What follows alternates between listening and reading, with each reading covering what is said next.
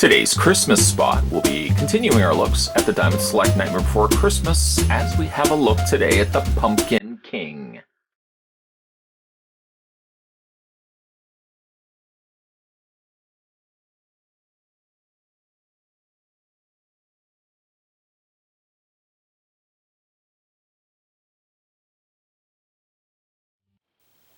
Just how tall is the Pumpkin King? Let's grab the tape measure. Try not to knock the figure over. Up to his head, he's a 9-inch tall figure. Counting the Halloween Town sign behind him, he's closer to 9.5 inches.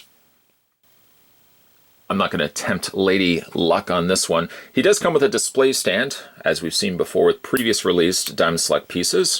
They are sectional in the sense that you can take them apart and reassemble them, or if you have more pieces, you can make for a longer display-based neck.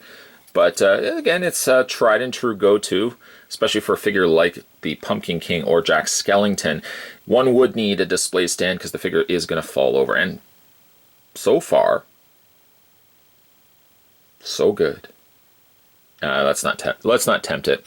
To go ahead and attach it to the figure, there's simply a peg hole on the back of the figure's torso. You just simply attach the neck to that, and it will allow for a much more stable way to display the figure. And I'll probably just do this for the time being while we look at the other accessories, and then we'll beeline back to the Pumpkin King. For accessories, he comes with a rather substantially heavy top piece to the fountain diorama piece. And if we look at Santa Claus, who's just off the corner here, scraping his paint off, and let's grab the piece that came with him. This is the flooring that came with Santa. Presumably, this is going to kind of attach like this when we have enough of the pieces, and you'll have the fountain diorama set, which I think is going to be really neat looking. Love also the fact that you've got the water flowing out, more green colored water coming out of the kind of demon gargoyle's mouth. And this is splashing down below. And then, of course, you're going to have something here in which the water is going to be pouring itself into. Nice work from the folks over at Diamond Select. Again, the sculpt on this is quite good. Really heavy, heavy piece.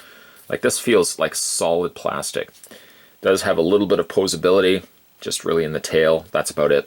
I don't know why you would be posing a statue's tail, but nonetheless. So we'll just kind of move that to the side. Pumpkin King also comes included with a torch. Now, for some interesting reason, the torch is removable. There's I guess, I don't know if you want to display it like this, but there's two ways, I guess, of having the torch. I really don't know why the torch is removable like this. I mean, it kind of looks more like a wad of chewing gum. And then you put the translucent flame over top of that, which has some nice colorings of the reds, the oranges, and the yellows. I don't know if you can see my hand. Maybe not quite, but it is a slightly translucent piece. A little bit more of a denser plastic as well. Unfortunately, kind of like the list to Santa Claus, the torch doesn't really have, well, Pumpkin King doesn't really have the necessary means to hold the torch. Because his fingers are so spindly, he doesn't really have grabbing hands to start off with. They didn't give him extra interchangeable hands, one of which that could have actually grabbed the torch, such as what I'm doing right here. And even if you could swap it out for a more posable gripping hand, he wouldn't have the strength. He just doesn't have the strength necessary to hold the torch upright because of the nature of his very spindly arms and eventually looseness that would develop in those elbows. He just can't hold. Let's knock him over in the process, but he can't hold the torch. Close look at the details on the stick itself, which makes up again the bottom of the torch. I don't really know why it's detachable, but it does have the means to detach if you want to have it displayed in either way. Let's move that to the side, take him off the display base, and let's have a look at the Pumpkin King. Really nice looking piece. You go into picking up figures like this with a certain expectation level of what a figure is going to be able to deliver. By the nature of Jack Skellington, because he is such a spindly character to start off with, what you're going to get as a byproduct of that is you're going to get a very spindly looking action figure. I think despite the fact he's spindly, and of course more limited to what he's going to be able to do, I think Diamond Select actually has delivered a really good looking Pumpkin King. Let's have a look at his face, and then we'll look at the rest of the body. The pumpkin, literally on the Pumpkin King, is a nice sculpt, making use of so much little kind of dingier, darker browns and blacks on the top portion of the pumpkin. Otherwise, it's generally a very soft looking orange that they've made use of here. The sign featured on the back and stitched itself, or I guess should say planked itself into Jack's back here, says Halloween Town. Technically a figure I could have reviewed during Halloween. Just so happened that the comic book store didn't stock him, so we're having a look at him during Christmas time. It's a movie that is still debated to this day whether you would consider it a Halloween movie or a Christmas movie. Let me know down below how you would class The Nightmare Before Christmas. Because of the nature of the title, Nightmare Before Christmas, I usually categorize it more so as a Christmas movie than I do a Halloween movie. That's just my own personal preference. And when I do watch it, I do tend to watch it more at Christmas time. But that's just me. The outfit that he wears is a combination of purples and otherwise beige, kind of light beige colors. His top is just a ragtag bunch of stitched together rags. It's not really so much a multiple color of different rags. It's one primary purple. I like the shade of purple that they used. A very light, very soft, almost satin purple. And then you've got some darker kind of purples added in there. Much to the same way as the head, the rest of his torso kind of comes across more like a dingier color, which I think works perfectly for the Pumpkin King. And then his body is just kind of comprised of, well, his outfit is comprised of like husks. Like sewn together husks, as best as I can use to describe that.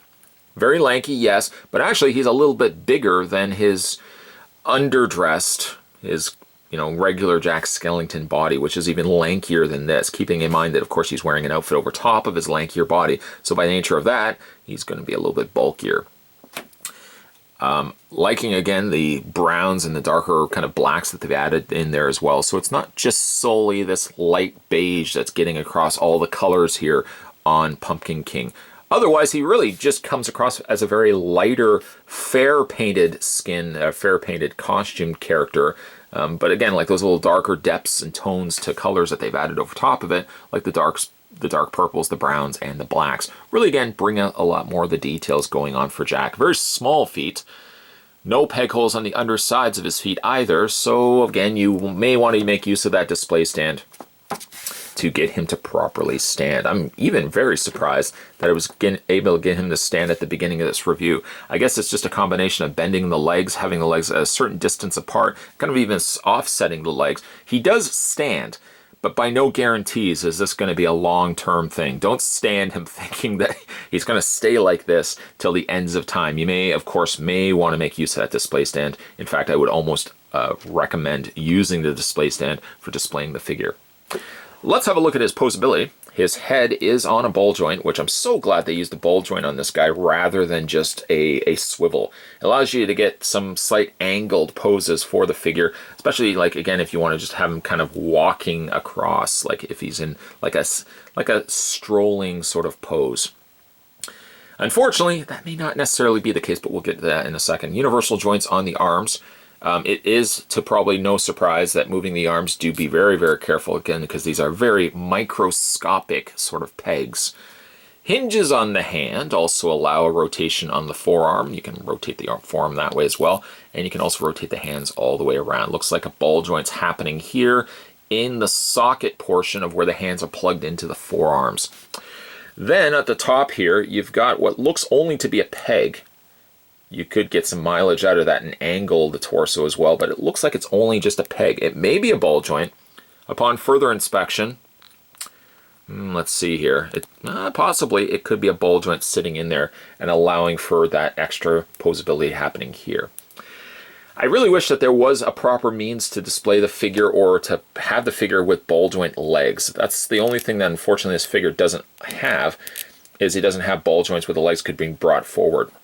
But he is spindly after all, so even if he had ball joints, with how thin everything is on the figure, it's possible that the joints would be very, very loose and the legs would be a little loose as a result of it. So it's smarter, I suppose, that they ended up using a swivel joint rather than just a ball joint there. Here, down below, you've got the same sort of joints as you did with the arms, so the legs hinge as well as a rotation. And down in the feet section, he does have a swivel on the feet as well.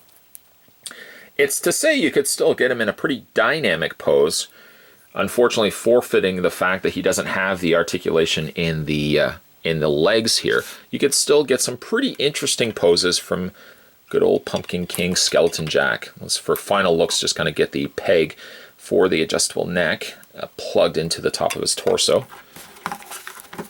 And, you know, in some ways, the arm, the adjustable neck, I should say, also kind of works to your favor as well. Because you do have the bend in the hinges in the neck, you can kind of compensate it. Let me see if I can get this going here. Compensate by having the neck adjusted slightly to do the work for the fact that the Pumpkin King doesn't have as much the posability as one would hope. I guess he has sufficient enough posability that you can get him kind of displayed. And again, you can kind of get him in a somewhat walking sort of pose as he's walking through Halloween Town. I'm quite happy with this figure. I was quite happy also with Jack Skellington, and going into picking up a figure like this based on the source material, I know what exactly to expect from a figure like this. He's a little on the fragile side, just by the nature of the fact he is really spindly in the arms and the legs. Sure, he could have used some additional articulation maybe in the top area of the thigh where the thigh is connected into the lower torso, but as you can see, with just a slight changing and bending of the knee and adjusting the neck slightly, you can still get the Pumpkin King in a pretty neat looking walking stance, which is probably going to be how I'm going to display this figure. Overall, I really like him.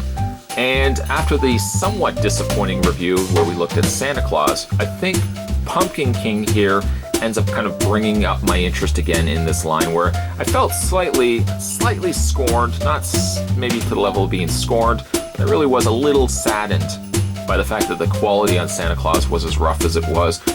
The Pumpkin King, on the other hand, I think delivers exactly what I would want from the figure, and otherwise, I think I really like this figure more than I like Santa Claus. Let me know down below, by the way, what you think of Nightmare Before Christmas. Once again, do you guys watch it during Halloween, or do you watch it at Christmas time? Be interested to read your comments down below. In the meantime, today we were having a look at Nightmare Before Christmas. This was the Pumpkin King. Nice looking figure. Nice looking figure. He's making the nice list on the list that Santa Claus can't hold. Going for the jab. Going for the jab. If you guys haven't had a chance yet to hit that little subscribe button, make sure you do it now, as there are certainly going to be many more Christmas spots lined up before the end of this month. Hopefully you guys are excited for it. I love doing Christmas videos and seasonal videos, as well as doing, of course, the Halloween videos. I love doing those as well. It gives me a chance to kind of break out and do something differently than just doing horror figures and, of course, comic book figures and stuff like that as well. Still, lots of those videos are going to be lined up this month above and beyond just doing the Christmas spots. So there's definitely going to be videos basically hoping going to be for everybody. But as always, guys, thanks for watching. As you always do, more Christmas videos are coming your way. I'll see you guys next time.